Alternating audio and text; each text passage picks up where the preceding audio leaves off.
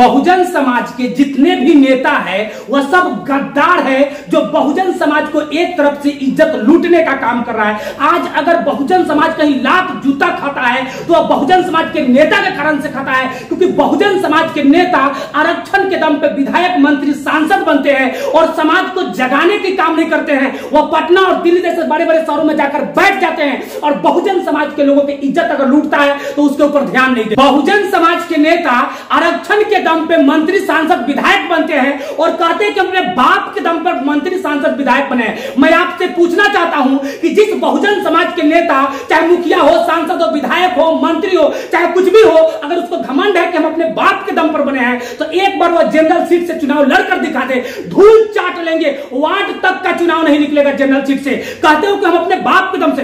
बाबा साहब अगर ना होते और संविधान ना होता तो देश में बहुजन समाज का कोई अहमियत नहीं होता। लेकिन आज अगर किसी बहुजन समाज को अगर खतरा है, बहुजन समाज को खतरा है तो बहुजन समाज के गद्दार नेताओं से है, क्योंकि बहुजन समाज के गद्दार नेता अपने समाज के ईमान को बेचने की काम करता है। अगर बहुजन समाज में किसी मां बहनों का इज्जत लूटा जाता है, अगर बहुजन समाज किसान मजदूर को मारा जाता है, अगर बहुजन समाज के बच्चे को स्कूल में शोषण होता है तो बहुजन समाज के नेताओं के कारण से होता है। जितने भी बहुजन समाज के नेता है एक बार दिल पे हाथ रखकर बोले, क्या बाबा साहब के मिशन की काम करते हैं? क्या बाबा साहब के लिए आवाज उठाते हैं? नहीं। बाबा साहब के लिए उनका एक भी विचार है? नहीं। अर्थात मैं कह सकता हूं कि बहुजन समाज को अगर डर और खतरा है, बहुजन समाज और भारतीय संविधान को खतरा है, देश की मान सम्मान को खतरा है तो बहुजन नेताओं से है, क्योंकि बहुजन नेता से बड़ा गद्दार कोई नहीं। किसी भी समाज की तरक्की उस समाज के में शिक्षा से होता है और बहुजन समाज के नेता अनपढ़, गंवार, लूल्हा, डाकू, गुंडा, बदमाश और दलाल होते हैं, जो कि दलाली करके वोट लेते हैं। वह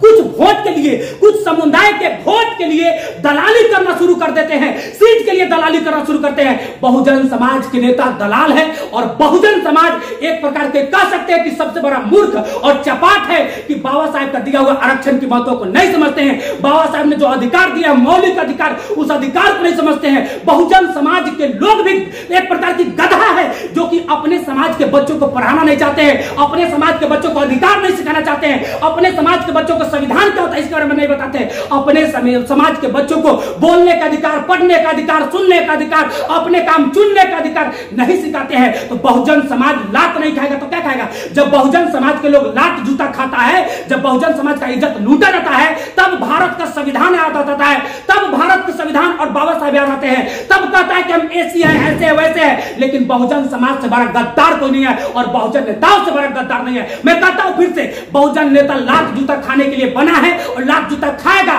कब तक? जब तक शिक्षा प्राप्त नहीं करेगा तब तक लात जूता खाने का अधिकार कोई रखता है तो बहुजन समाज रखता है, क्योंकि बहुजन समाज के लोग अपने वोट को बेचने के काम करते हैं। बहुजन समाज के लोग अपने बच्चे को नहीं पढ़ाते हैं। बहुजन समाज के लोग अपने ईमान तक की सौदा करते हैं। बहुजन समाज के लोग बाबा साहब के मिशन को भूल गए हैं। बहुजन समाज के लोग बाबा साहब को नहीं जानते हैं। बहुजन समाज के लोग माता सावित्रीबाई फुले को नहीं जानते हैं। बहुजन समाज के लोग ललन सिंह यादव को नहीं जानते हैं। बहुजन समाज के लोग कर्पूरी ठाकुर को नहीं जानते हैं। बहुजन समाज के लोग जगदेव प्रसाद कुशवाहा को नहीं जानते हैं। बहुजन समाज के लोग यह कहा जाता है कि मौर्य सम्राट को नहीं जानता है। बहुजन समाज के लोग इस देश के महापुरुषों को नहीं जानता है। इस प्रकार हम कह सकते हैं कि बहुजन समाज लात जूता उस समय तक खाएगा जब तक अपने महापुरुषों का इतिहास नहीं पढ़ेगा, नहीं जानेगा, अधिकार को नहीं समझेगा, तब तक बहुजन समाज लात जूता खाएगा। जय भीम, जय भारत, जय भारत की संविधान, जय भीम।